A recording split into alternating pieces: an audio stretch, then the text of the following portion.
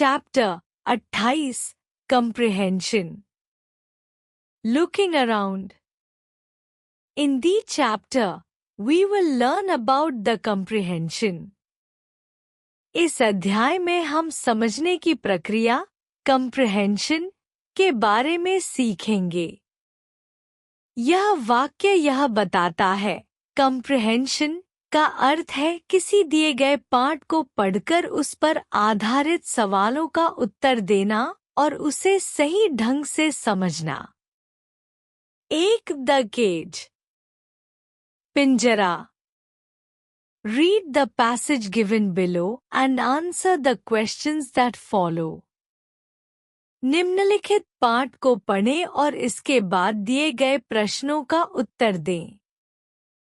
यह वाक्य पाठकों को यह बताने के लिए है कि उन्हें एक पाठ पढ़ने को दिया जाएगा और फिर उसके आधार पर कुछ सवाल पूछे जाएंगे जिनका उत्तर उन्हें देना होगा।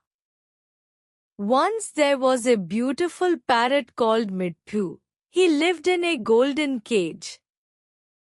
He had everything a parrot could want, but was still unhappy. He wanted to be free and fly in the sky. He missed his friends terribly. एक बार एक सुंदर तोता था जिसका नाम मिट्ठू था। वह एक सोने के पिंजरे में रहता था। उसके पास हर वह चीज थी जो एक तोते को चाहिए, लेकिन फिर भी वह खुश नहीं था। उसे आजादी चाहिए थी और वह आकाश में उड़ना चाहता था। उसे अपने दोस्तों की बहुत याद आती थी। यह कहानी एक तोते की है जिसका नाम मिट्ठू था।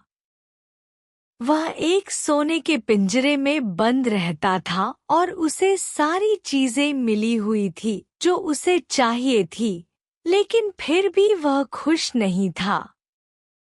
उसका दिल आजादी में था, उसे आकाश में उड़ने की ख्वाहिश थी और अपने दोस्तों से मिलने का मन करता था। यह हमें यह सिखाता है कि बाहरी सुविधाएं नहीं, बल्कि आजादी और अपने प्रियजनों के साथ समय बिताना असली खुशी है। One day, Mittu saw that the servant Sonu, who usually brought his food, forgot to shut the cage. He waited till he had gone away, then put his beak near the little door and pushed it open, bit by bit. एक दिन मिट्ठू ने देखा कि सेवक सोनू, जो आम तौर पर उसका खाना लाता था, पिंजरे का दरवाजा बंद करना भूल गया था। उसने इंतजार किया जब तक वह चला नहीं गया। फिर उसने अपनी चोंच छोटे दरवाजे के पास रखी और धीरे धीरे उसे खोला। इस पंक्ति में मिट्ठू ने देखा कि सोनू, जो उसका खाना लाने आता था, पिंजरे का दरवाजा बंद करना भूल गया। मिट्ठू ने इसका फायदा उठाया और धीरे धीरे दरवाजा खोल दिया। इस पंक्ति से हमें यह सीखने को मिलता है कि मौके का फायदा उठाना चाहिए जब कोई गलती हो। When there was enough space to let him out, Mittu flew as fast as he could out into the blue sky. He joined his friends, Polly and Molly, who were very happy to have him back with them. जब पिंजरे से बाहर निकलने के लिए पर्याप्त जगह हो गई, तो मिट्ठू जितना हो सकता था उतना तेजी से उड़ते हुए नीले आकाश में उड़ गया। वह अपने दोस्तों पॉली और मॉली के पास गया, जो उसे वापस पाकर बहुत खुश थे। अब मिट्ठू ने पिंजरे का दरवाजा पूरी तरह से खोल दिया और उसने आकाश में उड़ने की आजादी का अनुभव किया। वह अपने दोस्तों पॉली और मॉली के पास वापस गया और वे उसे देखकर बहुत खुश हुए। यह पंक्ति बताती है कि आज़ादी मिलने पर हम अपने प्यारे दोस्तों के पास लौट आते हैं और एक साथ खुशी मनाते हैं। दो दी फॉक्स एंड द क्रेन। लोमड़ी और सारस। Read the passage given below and answer the questions that follow. नीचे दिए गए पैरे को पढ़ें और उत्तर दें। Once a fox invited a crane to dinner. The fox was very cunning. He did not want the crane to eat anything. So, the fox served the soup in flat plate. The crane could not eat anything. The crane understood the cunningness of the fox. He wanted to teach the fox a lesson. So, he also invited the fox to dinner. When the fox came, he served the soup in vessel with long neck. He thought that the fox would not be able to have the soup due to the long neck of the vessel. But the fox was very clever. He took out straw and drank the soup. एक बार एक लोमड़ी ने सारस को dinner पर बुलाया। लोमड़ी बहुत चालाक थी। वह नहीं चाहती थी कि सारस कुछ भी खा सके। इसलिए लोमड़ी ने सूप एक सपाट प्लेट में परोसा। सारस कुछ भी नहीं खा सका। सारस ने लोमड़ी की चालाकी को समझ लिया। उसने लोमड़ी को एक पाठ सिखाने का सोचा। इसलिए उसने लोमड़ी को भी डिनर पर बुलाया। जब लोमड़ी आई तो उसने सूप एक लंबी गर्दन वाले बर्तन में परोसा। उसे लगा कि लोमड़ी लंबी गर्दन के कारण सूप नहीं पी पाएगी। लेकिन लोमड़ी बहुत चालाक थी। उसने एक स्ट्रॉ निकाली और सूप पी लिया। इस कहानी में लोमड़ी और सारस की चालाकी की कहानी दी गई है। लोमड़ी ने सारस को खाने के लिए बुलाया, लेकिन उसने जानबूझकर सूप को एक सपाट प्लेट में परोस दिया ताकि सारस कुछ न खा सके, क्योंकि सारस उस प्लेट से सूप नहीं पी सकता था। फिर सारस ने लोमड़ी की चालाकी को समझते हुए उसे सबक सिखाने के लिए डिनर पर बुलाया। इस बार उसने लोमड़ी को एक लंबी गर्दन वाले बर्तन में सूप परोसा, जिससे वह सूप नहीं पी पाती, लेकिन लोमड़ी ने अपनी चालाकी से स्ट्रॉ का उपयोग करके सूप पी लिया। इस कहानी का संदेश यह है कि चालाकी का मुकाबला करने के लिए हमें भी चालाक और समझदार होना चाहिए। 3 एट द बीच।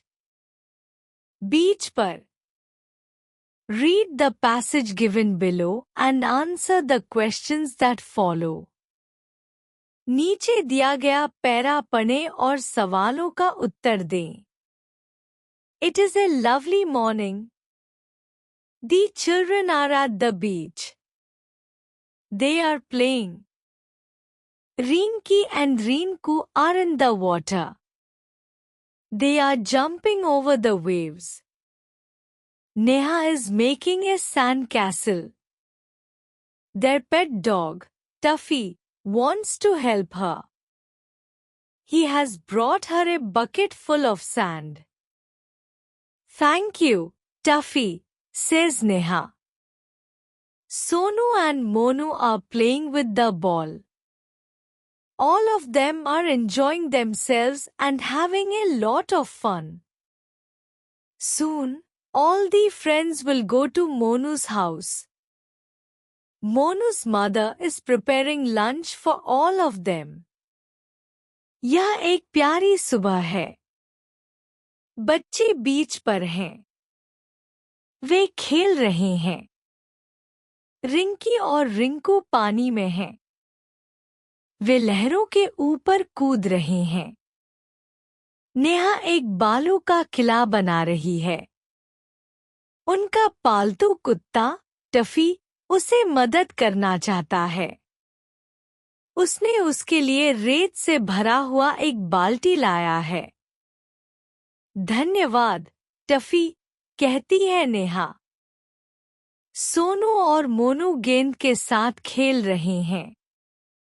वे सभी बहुत मजे कर रहे हैं और खूब आनंद ले रहे हैं। जल्द ही सभी दोस्त मोनू के घर जाएंगे। मोनू की माँ उनके लिए लंच तैयार कर रही हैं।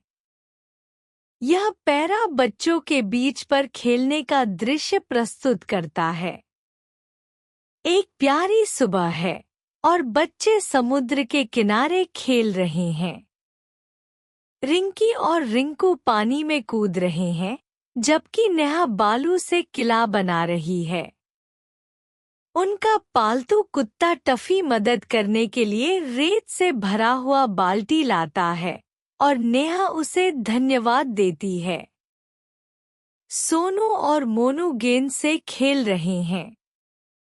सभी बच्चे बहुत मजे कर रहे हैं और जल्द ही वे मोनू के घर लंच के लिए जाएंगे, जहां मोनू की माँ उनके लिए खाना बना रही है। इस पैराग्राफ से यह सीखने को मिलता है कि बच्चे मिलकर खुशी से खेलते हैं और समय का आनंद लेते हैं। निष्कर्ष: इस पाठ में हमने 3 अलग-अलग कहानियों के बारे में पढ़ा जो बच्चों को शिक्षा और मनोरंजन प्रदान करती हैं। पहली कहानी द केज में एक तोता मिट्ठू अपने सोने के पिंजरे में रहते हुए भी स्वतंत्रता की इच्छा रखता है और अंततः वह अपनी आज़ादी पाने में सफल होता है। दूसरी कहानी the fox and the crane में एक लोमड़ी और एक सारस की कहानी है, जहां लोमड़ी अपने स्वार्थ के लिए चालाकी करती है और सारस उसे सिखाता है कि चालाकी से कुछ नहीं हासिल होता। तीसरी कहानी एट द बीच में बच्चों और उनके पालतू कुत्ते की मजेदार गतिविधियां और समुद्र तट पर बिताए गए दिन का चित्रण किया गया है, जिसमें सब एक दूसरे के साथ खेलते हैं और आनंद लेते हैं। ये कहानियां बच्चों को नैतिक शिक्षा देती हैं, जैसे कि स्वतंत्रता, बुद्धिमानी और दोस्ती के महत्व को समझाना।